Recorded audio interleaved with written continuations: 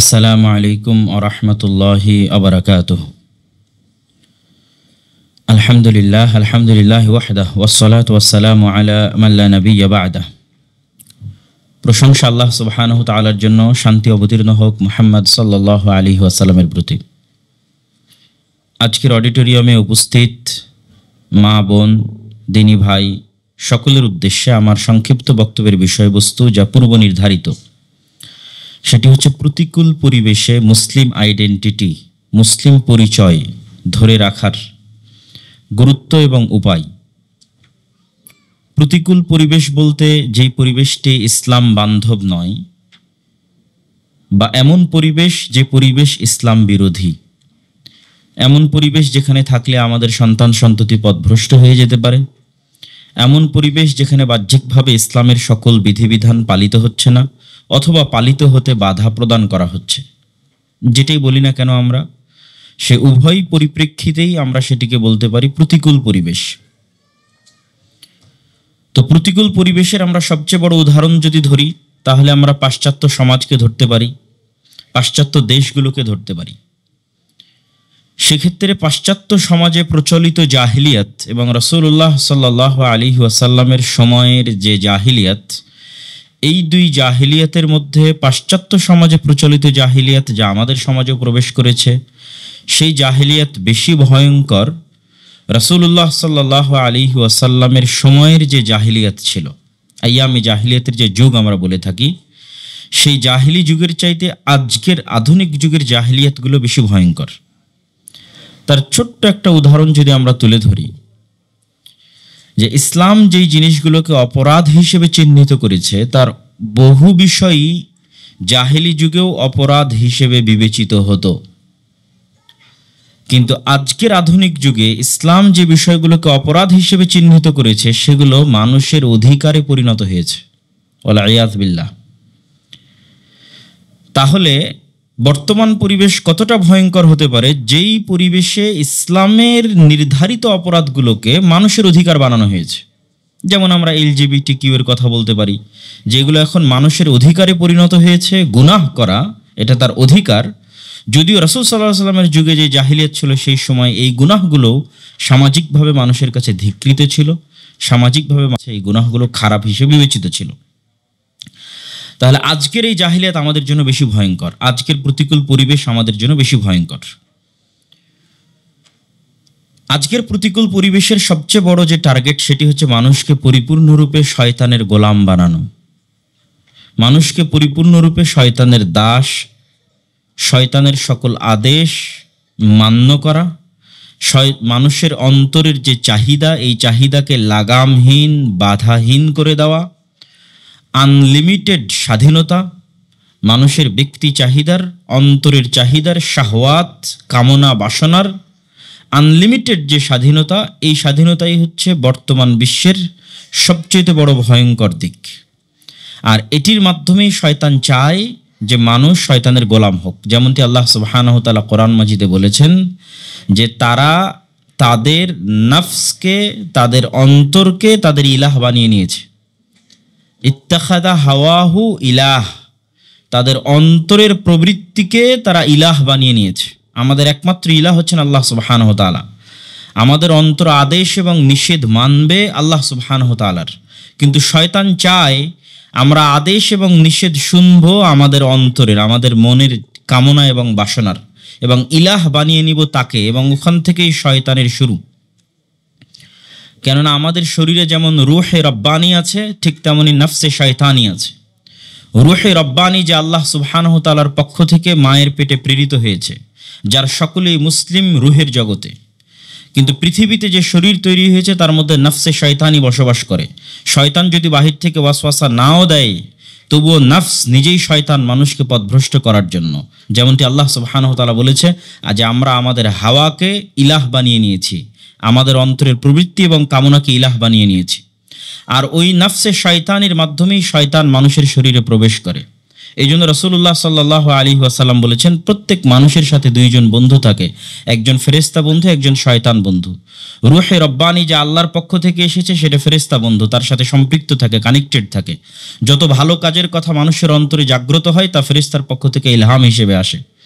আর নফসে শয়তানির মাধ্যমে শয়তান আমাদের অন্তরে ওয়াসওয়াসা দেয়। যত খারাপ চিন্তা আমাদের অন্তরে প্রবেশ করে তার প্রত্যেকটাই শয়তানের পক্ষ থেকে আমাদের অন্তরে আসে। তাহলে আমাদের মধ্যে সবসময় দুইটা যুদ্ধ চলমান আছে, রূহে রব্বানির সাথে নফসে শয়তানির, ফেরেশতা স্বভাবের সাথে, ফেরেশতার ইলহামের সাথে শয়তানের ওয়াসওয়াসার যুদ্ধ আছে। তো রাসূলুল্লাহ সাল্লাল্লাহু আলাইহি ওয়াসাল্লামকে জিজ্ঞেস করা হলো, আপনার মধ্যেও কি একই অবস্থা? তিনি বললেন, আমার মধ্যেও একই অবস্থা, তবে আমার শয়তান ইসলাম গ্রহণ করে নিয়েছে। এটি আমাদের জন্য বুঝা কঠিন যে রাসূলুল্লাহ সাল্লাল্লাহু আলাইহি সাল্লামের শয়তান কেমনে ইসলাম গ্রহণ করলো। আমি এটা আপনাদেরকে বুঝিয়ে দিই, তাহলে আপনার শয়তান ইসলাম গ্রহণ করবে। সেটি হচ্ছে রূহে রব্বানির প্রভাব আপনার শরীরের উপর এত বেশি পরিমাণে থাকবে যে নফসে শয়তানি অন্তরের মধ্যে সংকুচিত আকার ধারণ করবে, তার কোনো জায়গা থাকবে না। তো রূহে রব্বানি মানে ফেরেশতা। ফেরেশতারা সবসময় কি থাকে? পবিত্র থাকে। ফেরেশতারা সবসময় কি করে? জিকির আজকার তাসবিহ তাহলিল করে। আপনি যদি সবসময় পবিত্র থাকেন, যে মানুষটা অজু ভাঙলেই অজু করে, 5 ওয়াক্ত সালাতের জন্য অজু করে, ফরজ গোসলের প্রয়োজন হলে সাথে সাথেই গোসল করে, ঘর বাড়ি পরিষ্কার পরিচ্ছন্ন রাখে, তার মধ্যে সবসময় রূহে রব্বানি বিজয়ী থাকবে এবং নফসে শয়তানি সংকুচিত অবস্থায় সেখানে থাকবে। আর যখন সে পবিত্রতার গুরুত্ব দিবে না, তখন ফেরেশতা স্বভাব থেকে সে দূরে সরে যাচ্ছে। অপবিত্রতার দিকে যখন ধাবিত হবে, ময়লা গান্দেগি, তখন সেখানে নফসে শয়তানির প্রভাব থাকবে। এইভাবে মানুষের শরীরের মধ্যে যত বেশি পরিমাণে সে ফেরেশতা স্বভাব ধারণ করবে, 5 ওয়াক্ত সালাতের জামাতে আদায়ের মাধ্যমে নিজের নফসে শয়তানিকে সে বাধ্য করবে পলায়ন করতে অথবা নত করতে, সারেন্ডার করতে, তার রূহে রব্বানির শক্তির মাধ্যমে, ফেরেশতা স্বভাবের মাধ্যমে। ঠিক একইভাবে রাসূল সাল্লাল্লাহু আলাইহি ওয়াসাল্লাম করেছেন। যেমনটি আমার পূর্বের বক্তা বলে গেলেন যে রাতের সালাত, এটি আপনার অন্তরে রূহে রব্বানিকে বিজয়ী করবে আর নফসে শয়তানিকে দুর্বল করবে। সম্মানিত উপস্থিতি, তাহলে সারমর্ম কথা কি? আজকের আধুনিক বিশ্ব চায় এই নফসে শয়তানিকে স্বাধীন করে দেওয়া হোক, সকল প্রকার বাধা বিপত্তি থেকে তাকে মুক্ত করে দেওয়া হোক এবং মনে যা চাইবে মানুষ তাই করবে, এটিকে তার অধিকারে পরিণত করে দেওয়া হোক। সেই ভয়ঙ্কর যুগে আমরা বসবাস করছি। তো প্রশ্ন আসতে পারে যে যেই পাশ্চাত্যের আমরা এত দুর্নাম করতেছি, তাদের যারা এই দেশ থেকে মাইগ্রেট করে, আমাদের যুবক শ্রেণীর একটা বড় অংশ এই দেশ থেকে পাশ্চাত্যে চলে যায়। গত বছরে প্রায় 22,000 স্টুডেন্টস এই দেশ থেকে গেছে। এরকম প্রতি মাসে প্রতি সময়ে আপনি IELTS কোচিং সেন্টারগুলোতে গেলে দেখবেন কি পরিমাণ ছাত্র এবং যুবক বিদেশে যাচ্ছে। তো যারা যায় তাদের মাথায় কি কাজ করে, ওখানে যাওয়ার পর কি কাজ করে, যারা ওখানে আছে তাদের মাথায় কি কাজ করে? সেখানকার শান্তি, নিরাপত্তা, সাম্যতা, ন্যায় বিচার, চিকিৎসার সুবিধা, শিক্ষার সুবিধা, এই যে সকল যে সুযোগ সুবিধাগুলো সেখানে পাওয়া যায়, সকল ফ্যাসিলিটিস সেখানে আছে, এগুলোর কাছেই কিন্তু আমরা ধোঁকা খেয়ে যাই। যেই জীবনের নিরাপত্তা আমাদের দেশে নাই। সত্য কথা, নাই। নিরপরাধ মানুষকে বিনা বিচারে হত্যা করা হচ্ছে, আগেও এখনো। এখানে কোনো সাম্যতা নাই। যার অর্থ আছে, যে রাজনীতিতে উঁচু স্থানে আছে, তার জন্য কোনো আইন বিচার নাই। আর যার অর্থ নাই, যার শক্তিশালী অবস্থান নাই, তার উপর সকল বিধিবিধান আরোপ করা হচ্ছে। এই ধরনের অনেক বিষয়ই পাশ্চাত্য সমাজ আমাদের চাইতে এগিয়ে। এবং অন্তরকে হাওয়ার অনুসরণ করাতে চাইলে, অন্তরকে নফসে শয়তানির গোলাম বানাতে চাইলে মানুষকে এগুলোর দরকার আছে। যখন আপনি কষ্টে থাকবেন, দুঃখে থাকবেন, সমস্যায় থাকবেন, তখন অটোমেটিক্যালি আপনার অন্তর আল্লাহ সুবহানাহু ওয়া তাআলাকে খোঁজার জন্য চেষ্টা করবে। আর যখন সকল সুযোগ সুবিধা আপনার দরবারে মওজুদ, তখন অন্তরের জন্য শয়তানের গোলামি করা সহজ। তার মানে আমি বলতেছি না যে সুযোগ সুবিধা থাকা যাবে না, সেটি বলছি না। তার আগে আরেকটি বিষয় চিহ্নিত করে নিই মূল বিষয়ে প্রবেশ করার আগে। সেটি হচ্ছে পাশ্চাত্য সমাজ যতই উন্নত হোক, সেখানে দুইটা জিনিস মানব সমাজের জন্য ক্ষতিকর। এক, যেটার মধ্যে আমরা অলরেডি আলোচনার মধ্যে আছি, সেটা হচ্ছে আনলিমিটেড ব্যক্তি স্বাধীনতা। দীর্ঘমেয়াদে মানব জাতিকে ধ্বংস করে দিবে, মানব জাতিকে পশুতে পরিণত করবে, বংশের পরম্পরাকে নষ্ট করে দিবে, পরিবার নামক দুর্গকে ধ্বংস করে দিবে এবং প্রত্যেক মানুষকে বিচ্ছিন্ন করে দেওয়ার মাধ্যমে, সমাজ থেকে, ব্যক্তি থেকে, পরিবার থেকে বিচ্ছিন্ন করে দেওয়ার মাধ্যমে, রুটলেস করে দেওয়ার মাধ্যমে মানুষকে শয়তানের গোলাম বানিয়ে দিবে। মানুষ তখন কোথাও আশ্রয়ের জায়গা পাবে না শয়তানের গোলামি করা ছাড়া। এটা তো একটা আছেই। দ্বিতীয় আরেকটি যেটি পাশ্চাত্য সমাজের সবচেয়ে ভয়ঙ্কর দিক, সেটা হচ্ছে সুদী অর্থনীতি। যখন আপনার সব কিছু আনলিমিটেড, অর্থ যদি আপনি আপনার আনলিমিটেড তথা আপনার স্বাধীন চিন্তা শক্তি অনুযায়ী ইনকাম করে আপনি যেই পর্যায়ে পৌঁছতে পারবেন সেই পর্যায়ে যাবেন, তাহলে আপনি একসময় ভালো কাজেরও উদ্যোগ নিতে পারেন। তো সেই অর্থনীতিতে যেন সাম্যতা রক্ষা না হয়, বরং অর্থনীতিতে যেন আপনার লাগাম টেনে ধরা যায়, আপনাকে গোলাম বানানো যায়, এই জন্য পাশ্চাত্য সমাজে সুদী অর্থনীতি ব্যাপকভাবে প্রচলিত। সমগ্র জীবন চাকরি করেও আপনি আপনার জন্য একটা বাড়ি নিজের টাকায় ক্রয় করতে পারবেন না সরকারি লোন ছাড়া। যারা পাশ্চাত্যে বসবাস করছে, ইউকে এবং আমেরিকাতে বসবাস করছে, তারা আমার চেয়ে আরও ভালো বলতে পারবে যে আপনি সমগ্র জীবন চাকরি করেও একটা বাড়ি বা একটা জমি নিজের জন্য ক্রয় করতে পারবেন না লোন ছাড়া। এইভাবে প্রতি ধাপে ধাপে ক্রেডিট কার্ডের মাধ্যমে আনলিমিটেড সুযোগ সুবিধা দিয়ে, যে আপনার এখন ইচ্ছা আপনি এখনই বাজার করেন, টাকা না থাকুক, আপনি লোন নেন, কর্জ নেন, বাড়ি করেন, গাড়ি কিনেন, কর্জ নেন, লোন নেন। এই যে যখন মানুষ কর্জ এবং লোন নেয়, তখন সে অটোমেটিক গোলাম হয়ে যায়। আর এই গোলামের দ্বারা কোশ্চেনকালেও নিজের আইডেন্টিটি ধরে রাখা সম্ভব নয়। যে অর্থনৈতিকভাবে গোলাম, সে কখনোই তার আইডেন্টিটি, মুসলিম পরিচয়ের যে স্বাতন্ত্রতা, এটা ধরে রাখতে পারবে না, তাকে কম্প্রোমাইজ করতেই হবে। তাহলে যেন আমরা মুসলিমরা গোলাম হই, তার সবচেয়ে বড় একটা যুদ্ধ হচ্ছে অর্থনৈতিক যুদ্ধ। এই জন্য মুসলমানদেরকে শুধু চাকরি করা শেখানো হয়েছে, ব্যবসা করা শেখানো হয়নি। যে ব্যবসা করে স্বাধীন হতে হবে অর্থনৈতিকভাবে, এটি শেখানো হয়নি। তো পাশ্চাত্য বিশ্বের সকল দিক ভালো থাকলেও দুটি দিক খারাপ।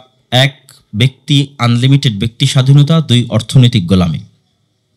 ইসলাম কোন দিক থেকে এগিয়ে পাশ্চাত্য সমাজের চাইতে? এক, পাশ্চাত্য সমাজে অলরেডি যে শান্তি, নিরাপত্তা, সাম্যতা, মানবাধিকার বিরাজ করছে, আর প্রত্যেকটা ইসলাম স্বীকৃতি দেয়।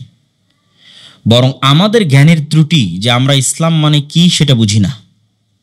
যেমন আমি যদি আজকে এখানে আপনাদেরকে প্রশ্ন করি যে ইসলাম বলতে কি বুঝায়, বাংলাদেশে আজকে আমরা ইসলামী শাসন কায়েম করতে চাই, তাহলে কি করতে হবে? আপনারা সবাই বলবেন, সবাই যদি আমরা এখন জোহরের সালাতে যাই আর এখানে সবাই যদি পর্দা করে উপস্থিত হয়, তাহলে ইসলাম কায়েম হয়ে গেছে।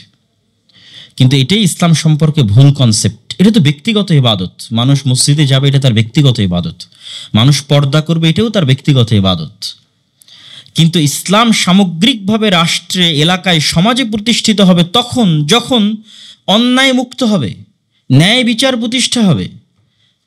আপনি কালকে বাইতুল মোকাররমে দেখেছেন যে সেখানে সবাই দাড়ি টুপি দিয়ে আছে, তারা মসজিদের মধ্যে আছে, তারা সালাতের জন্য গেছে, কিন্তু তারা ইসলামের মূল কনসেপ্টটাই জানে না। সেটি হচ্ছে ন্যায় বিচার, ন্যায়পরায়ণতা, মানুষের অধিকার, অন্যায় না করা, জানে না। গত 15 বছরও যারা ওসি, ডিসি, এসপি ছিল, তারা নামাজি, ওমরাকারী, হজ পালনকারী, জালসা কমিটির প্রধান অতিথি, মাদ্রাসার পরিচালনা কমিটির সদস্য, 70-90% ওসি, ডিসি, এসপি এরকম লেভেলে জড়িত আছে, আপনি যদি খুঁজে দেখেন। কিন্তু সে তার পদে ন্যায়পরায়ণ নয়। কেন? তারা মনে করেছে ইসলাম মানে সালাত আদায়, ইসলাম মানে হজ উমরা। কিন্তু ইসলামের মূল ভিত্তি যে ন্যায়পরায়ণতা, এটি কিন্তু আমরা ভুলে গেছি। আল্লাহ সুবহানাহু ওয়া তাআলা নিজে ন্যায়পরায়ণ, সকল নবী রাসূল ন্যায়পরায়ণ, এবং নবী রাসূলদের কাছে ওহী পাঠানোর পূর্বেই জন্মগত বৈশিষ্ট্য হচ্ছে ন্যায়পরায়ণতা এবং সত্যবাদিতা। মুহাম্মদ সাল্লাল্লাহু আলাইহি ওয়াসাল্লাম 40 বছর পর সালাত শিখেছেন, কোরআন শিখেছেন, সূরা ফাতিহা শিখেছেন, কিন্তু উনি জন্মগত সত্যবাদী এবং ন্যায়পরায়ণ, এই জন্য ওনাকে নবী বানানো হয়েছে। তাহলে আমি যেটা বলতে চাচ্ছি, পাশ্চাত্য সমাজের কাছে যা আছে ওটা ইসলামেও আছে, কিন্তু আমরা জানি না এবং বাস্তবায়ন করি না। সেই সাম্য, নিরাপত্তা, শান্তি, ন্যায় বিচার, বরং তার চেয়ে বেশি আছে। তার পাশাপাশি আরও দুটো জিনিস ইসলামে যুক্ত হবে। এক, মানুষের ব্যক্তি স্বাধীনতা আনলিমিটেড হবে না। যদি জেনা করা অপরাধ হয়, তাহলে ব্যক্তি স্বাধীনতার নামে সেটি অপরাধ হিসেবে বিবেচিত হবে।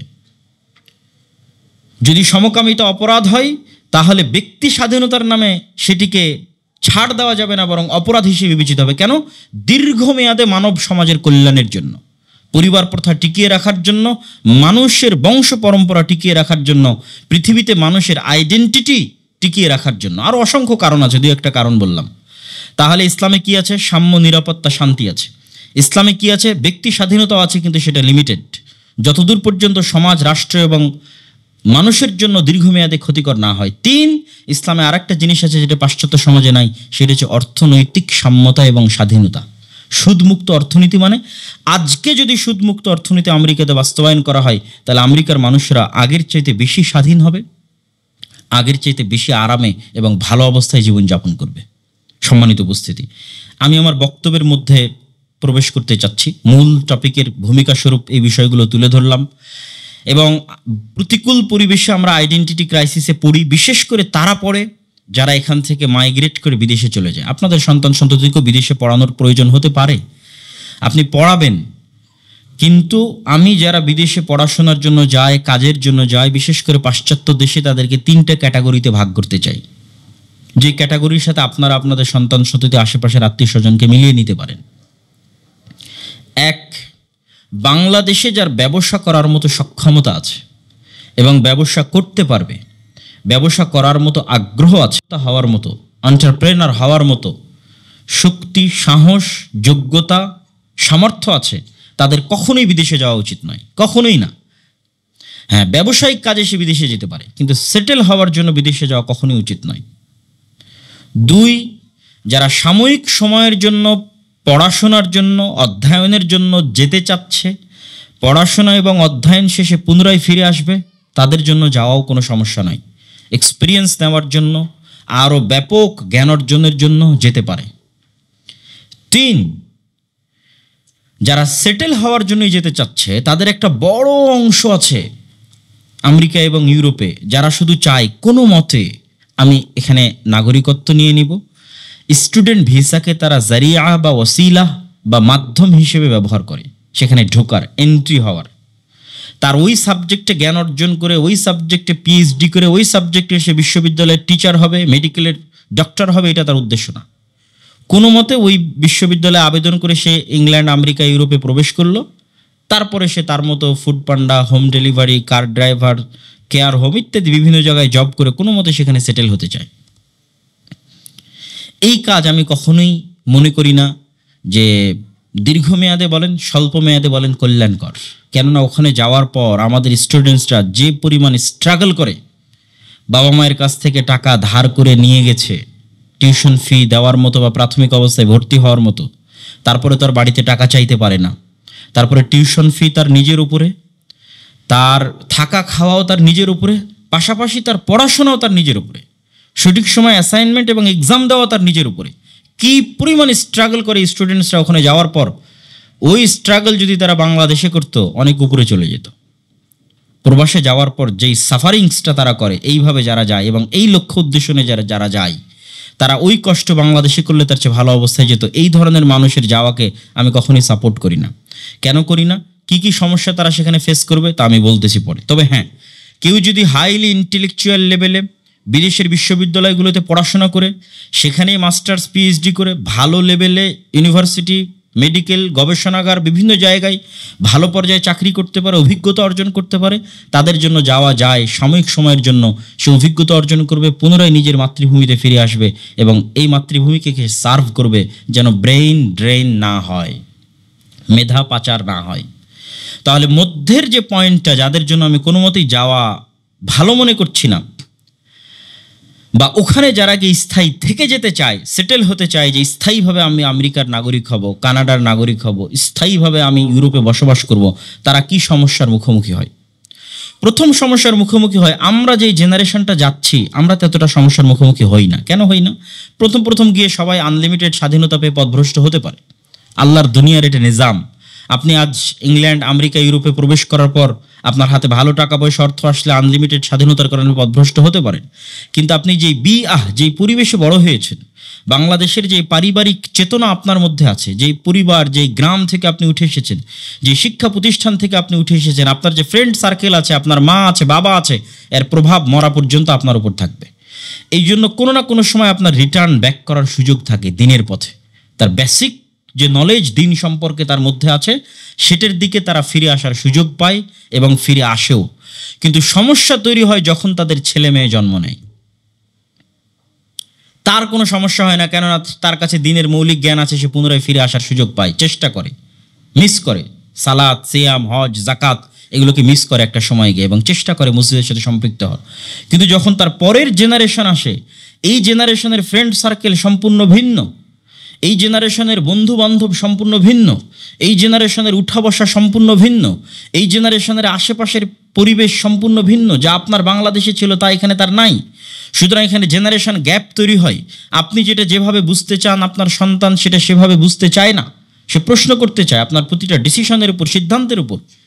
তখন আপনি যখন তার প্রতি জোরপূর্বক দিন চাপিয়ে দিতে চান, তখন তৃতীয় যে সমস্যাটা আছে সেটি হচ্ছে সেই সমস্ত দেশে আপনি সন্তানের প্রতি জোরপূর্বক কোনো কিছু করতে পারবেন না।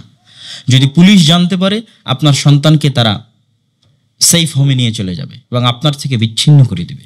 জন্ম দেওয়ার স্বাধীনতা আপনার আছে, কিন্তু আপনার সন্তানকে শিক্ষা দেওয়া এবং লালন পালন করার স্বাধীনতা আপনার নাই। আপনার সন্তানকে শিক্ষা দিবে এবং লালন পালন করবে শয়তান। শয়তানি নিজাম শয়তানের হাতে।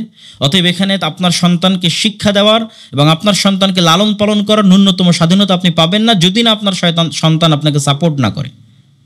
আপনার সন্তান আপনার ন্যূনতম যদি বিরোধী হয়, যে আজকে হয়তো আপনি বলেছেন এটা ঠিক না বা এটা করা যাবে না, ওইটা গিয়ে যদি স্কুলেও বলে, তবুও আপনার জন্য সমস্যা তৈরি হতে পারে। যদি বলে যে আপনি তার উপর চাপাচাপি করতেছেন এটি করার জন্য। এবং সেই দিন বাংলাদেশেও যে আসবে না সেটি বলতেছি না, বাংলাদেশেও সেই ভয়ঙ্কর দিন আসতে পারে।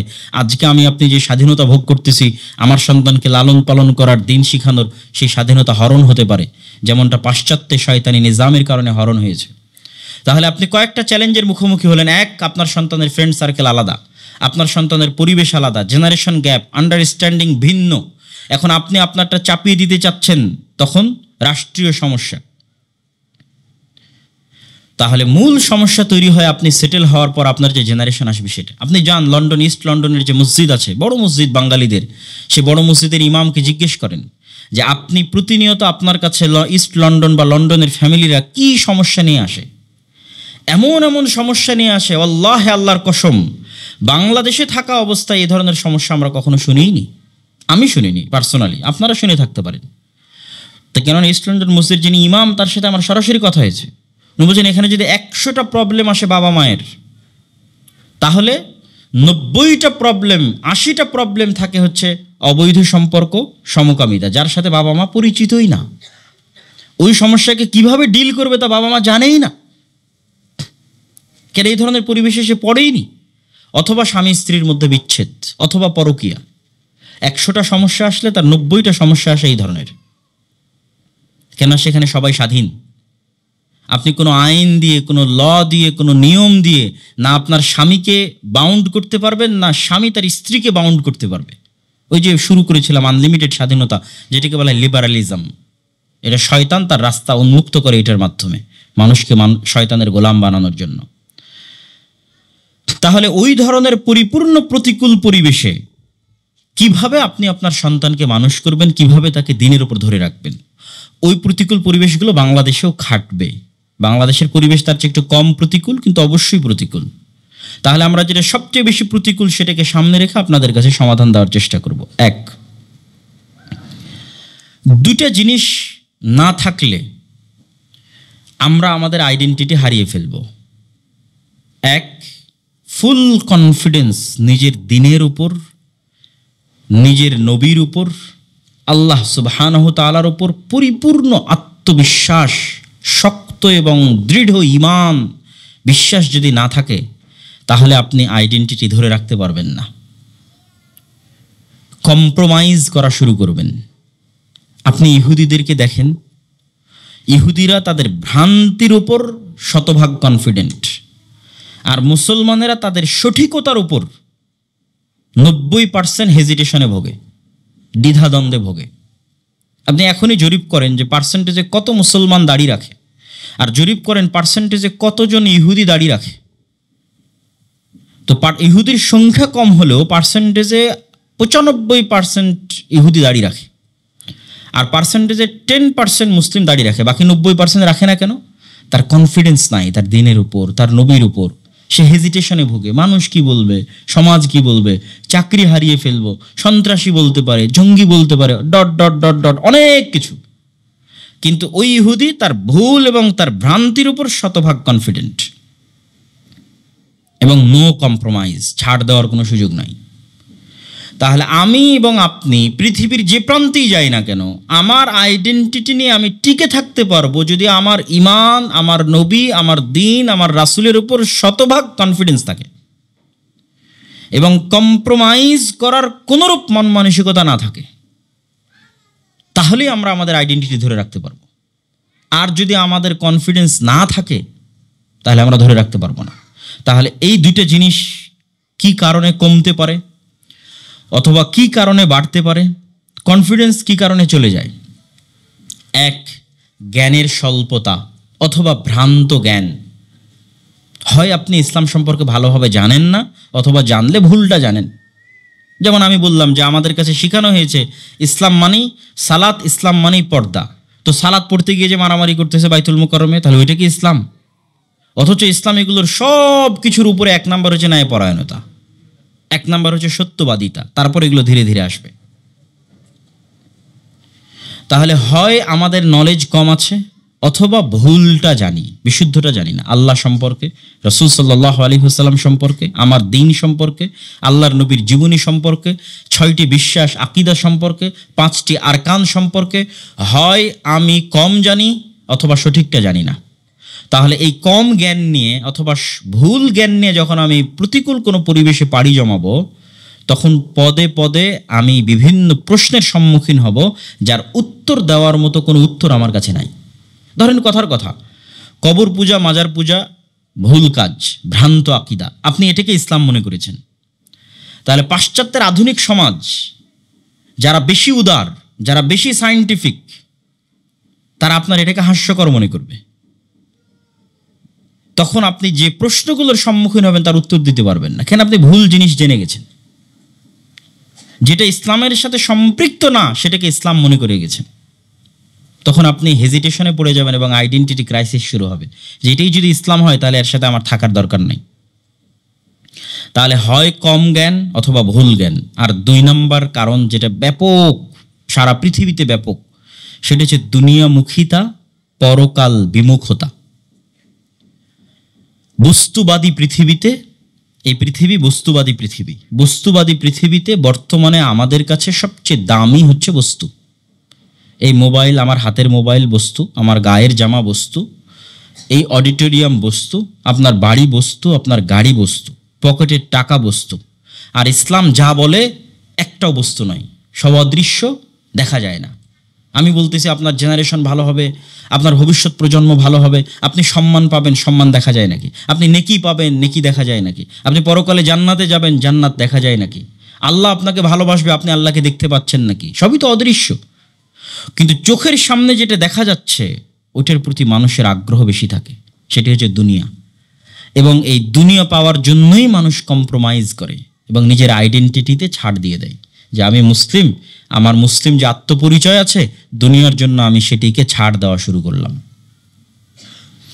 তাহলে এই সম্পর্কে আমরা কয়েকটা হাদিস জেনে নিই, কয়েকটা আয়াত জেনে নিই, যা আমাদেরকে কনফিডেন্ট, আত্মবিশ্বাসী থাকতে এবং আইডেন্টিটিতে চুল পরিমাণ ছাড় না দিতে সহযোগিতা করবে। আল্লাহ সুবহানাহু ওয়া তাআলা কোরআন মাজিদে বলেন, ওয়ামান ইয়াত্তাকিল্লাহ ইয়াজআল লাহু মাখরাজা ওয়া ইয়ারযুকহু মিন হাইসু লা ইয়াহতাসিব। এটি আল্লাহর ওয়াদা। যে ব্যক্তি আল্লাহ সুবহানাহু তাআলাকে ভয় করবে, আল্লাহ তার জন্য পৃথিবীতে কোনো না কোনোভাবে রাস্তা বের করে দিবেনই। ইন এনি ওয়ে আল্লাহ সুবহানাহু তাআলা তার জন্য রাস্তা বের করে দিবেন।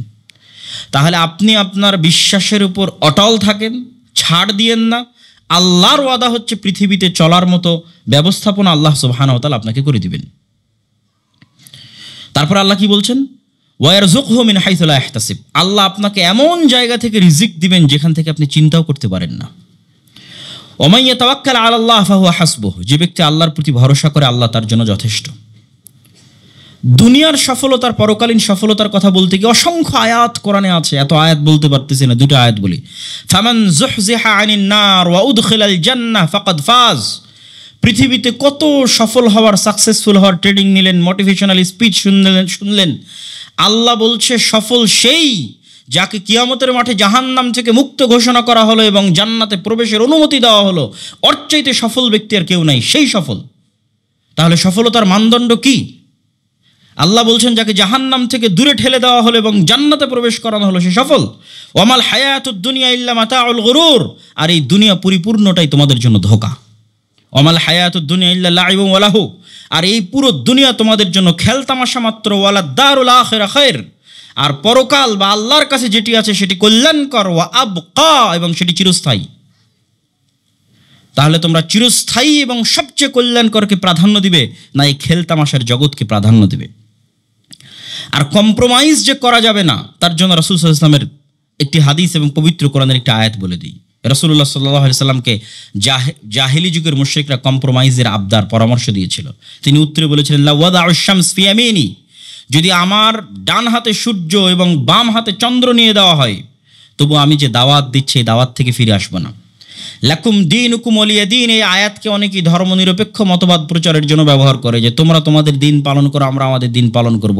আসলে এটা আল্লাহর নবী কম্প্রোমাইজ করবেন না, তাই যে তোমার আর আমার দিন মিলে একত্রিত হয়ে মিলিত হয়ে দিনে ইলাহি তৈরি করব, অথবা গণতন্ত্রের সাথে ইসলামিক খেলাফাকে মিশিয়ে দেবো, যে কম্প্রোমাইজ করে ক্ষমতায় যাব না। তুমি তোমার দিন নিয়ে থাকো, আমি আমার দিন নিয়ে থাকি, আমার দিনে আমি চুল পরিমাণ ছাড় দিতে পারবো না। যখন আমি আমার দিন নিয়ে সামনে আগাবো, তখন পরিপূর্ণ এবং সম্পূর্ণ স্বয়ং সম্পূর্ণ অবস্থা আগাবো, কম্প্রোমাইজ ছাড়া। সম্মানিত উপস্থিতি, প্রতিকূল পরিবেশে সন্তান মানুষ করতে গিয়ে তাহলে আমাদের দুটো জিনিস লাগতেছে। নিজের দিনের উপর কনফিডেন্স থাকতে হচ্ছে, নিজের দিন সম্পর্কে পরিপূর্ণ জ্ঞান থাকতে হচ্ছে, এবং কম্প্রোমাইজ যেন না করি সেটির মন মানসিকতা থাকতে হচ্ছে, দুনিয়া বিমুখতা থাকতে হচ্ছে, পরকালকে চোখের সামনে রাখতে হচ্ছে। তারপরও কয়েকটা পয়েন্ট আমি আপনাদের সামনে ধারাবাহিকভাবে, যেহেতু সময় কম, সন্ততি মানুষ করার জন্য এবং আইডেন্টিটি ক্রাইসিস থেকে বেঁচে থাকার জন্য প্রতিকূল পরিবেশে আপনারা সন্তানদের জন্য কি করতে পারেন। 1, 5 ওয়াক্ত সালাত আদায়, মসজিদের সাথে সম্পৃক্ত থাকা, কোরআন শিখানো, একসাথে খেতে বসা, বাবা মায়ের সাথে যেন একসাথে খেতে বসে। দিনে 3 বার যদি খেতে বসে খুবই ভালো, না হলে 2 বার, না হলে 1 বার। হোটেলে যাওয়া বা বিচ্ছিন্নভাবে খাওয়া, এটির চাইতে পারিবারিক বন্ডিংকে বাড়ানোর জন্য একসাথে খেতে বসা অনেক গুরুত্বপূর্ণ। যে কোনো মূল্যে রাতে বাড়িতে অবস্থান করা, এই নিয়ম বাড়িতে স্ট্রিক্টলি এবং স্থায়ীভাবে বাস্তবায়ন করা। যেখানেই যাক, ঘুরতে ফিরতে রাতে সন্ধ্যার পূর্বে বাড়িতে ফিরে আসতে হবে, ছেলে হোক অথবা মেয়ে হোক, এবং বাড়িতে রাতে অবস্থান করতে হবে। 18 বছরের পূর্বে টাচ ফোন বা স্মার্টফোন থেকে দূরে রাখার চেষ্টা করা। 18 বছরের পূর্বে বা বয়স এবং বুদ্ধি ম্যাচুরিটি আসার পূর্বে আবাসিকে পড়তে না পাঠানো। যদি মাদ্রাসাও হয় তবুও, মাদ্রাসা হলেও বাচ্চাকে আবাসিকে পড়তে না পাঠানোই বেশি ভালো। যত বয়স পর্যন্ত আপনি তাকে কাছে নিয়ে রেখে বাবা মায়ের সাথে একসাথে খেয়ে উঠে পড়ে সে জ্ঞান অর্জন করতে পারবে, সেটি মাদ্রাসাতেও যদি হয় তাহলে সেটি সবচেয়ে ভালো। মসজিদ ভিত্তিক এক্সট্রা কারিকুলাম অ্যাক্টিভিটিসে বাচ্চাদেরকে জড়িত করা। আমরা শুধু তাদেরকে দিন শিখাবো এরকম না করে, দিনের সাথে এক্সট্রা কারিকুলাম অ্যাক্টিভিটিস। আপনার বাচ্চাকে আজকে ইমামতি করতে দিলেন, মসজিদের ইমাম মুয়াজ্জিনরা বাচ্চাকে আজান দিতে দিল, সরাসরি মসজিদের মাইকের আজান দেওয়ার সুযোগ করে দিল, তাকে ইমামতি করার সুযোগ দিল, তার দ্বারা খুতবা পাঠ করার সুযোগ দিল, অনুষ্ঠানে উপস্থাপনা করার সুযোগ দিল। রমাজান কেন্দ্রিক ব্যাপক কার্যক্রম হাতে নিতে পারে, এক্সট্রা কারিকুলাম অ্যাক্টিভিটিস মসজিদ কেন্দ্রিক। বাচ্চারাই যেন নাই, আপনাদের ছেলে মেয়েরাই যেন নাই। বিভিন্ন প্রতিযোগিতা হতে পারে, ইফতার আয়োজন হতে পারে। অমুসলিম দেশে যারা বসবাস করছেন তারা বাচ্চাদেরকে ইসলামের প্রতি দাওয়াত দেওয়ানো, শুধু জ্ঞান শিখিয়ে ক্ষান্ত হন না, বাচ্চাকে উদ্বুদ্ধ করেন যে সব মুসলিমদের মধ্যে ইসলাম নিয়ে দাওয়াত দিক, তার ফ্রেন্ড সার্কেলের মধ্যে ইসলাম নিয়ে দাওয়াত দিক।